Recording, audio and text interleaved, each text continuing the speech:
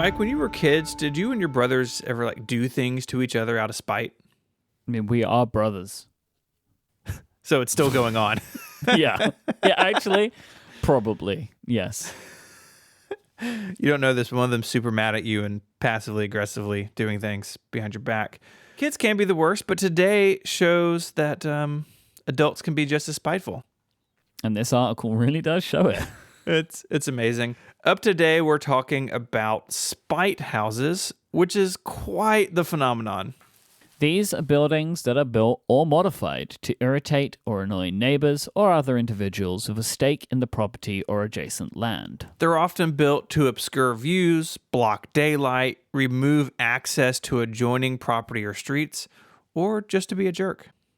If you're a little mad at your neighbors, you may consider a spite fence or a wall which operates in the same manner as a spite house but is obviously smaller and cheaper to pull off. That's how you get started in this. I think you build a spite fence, and then when that doesn't work, you build a whole spite house. Here in the U.S., homeowners, I didn't know this, we actually have no rights to views, light, or air. Oh, wow. That last one I have a lot of questions about. Okay.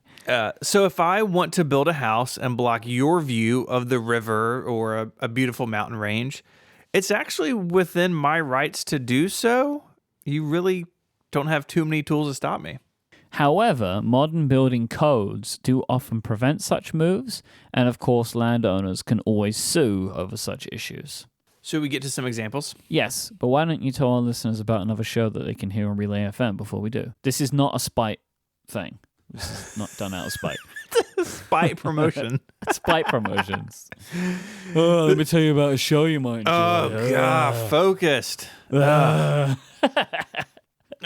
have so many distractions. It's hard to stay focused during work, doing your hobbies, or even just watching TV. I was watching the Succession finale last night, and I realized I was like also looking at Twitter. Like, what am I doing? Focus is a show by our friends David and Mike that can show you how to get focused. Some really great previous episodes about roles and goals, ADHD and cognitive science, productivity, creativity, and so much more.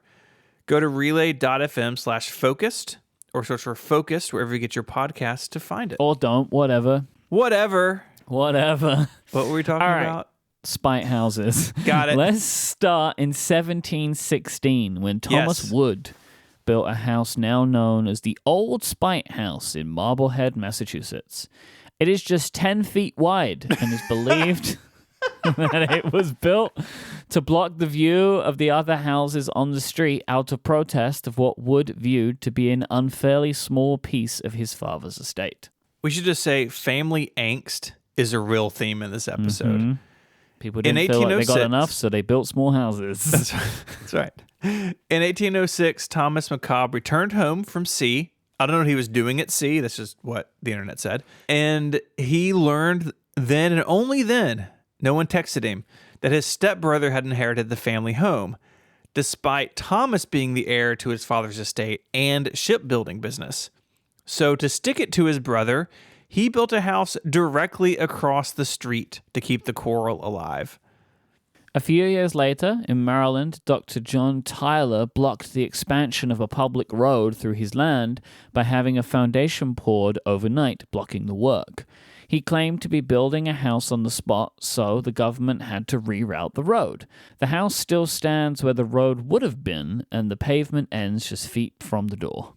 There's a picture of this in the show notes, and it's very obvious that the house is not supposed to be there. In 1830, John Hollinsbury of Virginia extended the exterior walls of his home in an attempt to end people using an adjoining alleyway. I guess he was tired of people using the alleyway, making noise, leaving trash.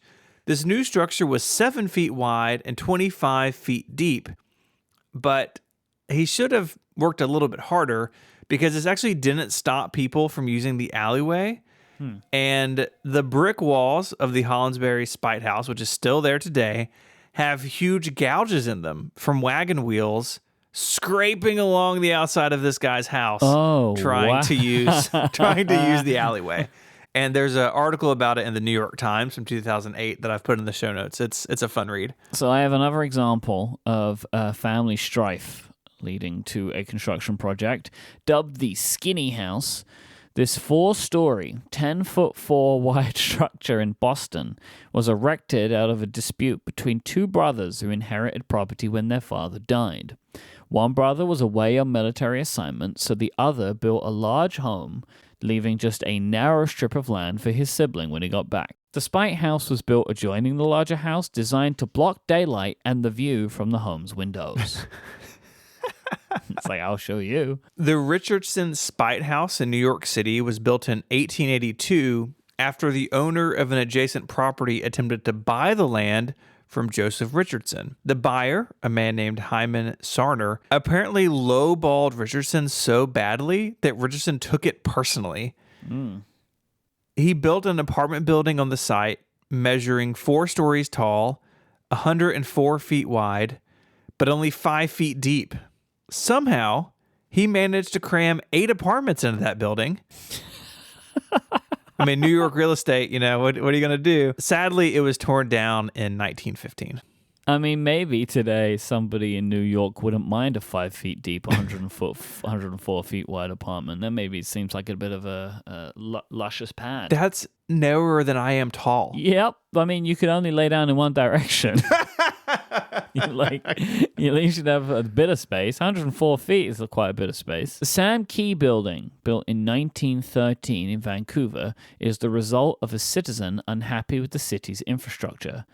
The city widened the street and took a large part of Mr. Key's land, who then built a 4-foot, 11-inch wide building on the remaining very small parcel of land. We have some drama here, Mike. Oh, I love it. Many believe the Sam Key Building is the narrowest Spite House in the world. But there's another contender, the Hindle Building in Pittsburgh. It was built after a 1903 street widening project. Apparently, Hindle's neighbors had complained that his fruit selling business took up what was now the whole much narrower sidewalk. So he got to stick it to the city and to his neighbors by building this. Double spike. So here's the problem. The Key Building is 4 feet, 11 inches wide at the ground floor, but it has overhanging bay windows on the second floor that extend to 6 feet. Whereas this Hindle Building is 5'2" all the way up. So I guess it depends on how you measure the building. Right. What's the building and what is it just an extension of the building? What is a building? So far, most of these Spite houses have been small, but they don't have to be small. In the 1930s, a skyscraper was built to tower over Buenos Aires named the Kavanaugh Building. It was the tallest building in Latin America when it opened.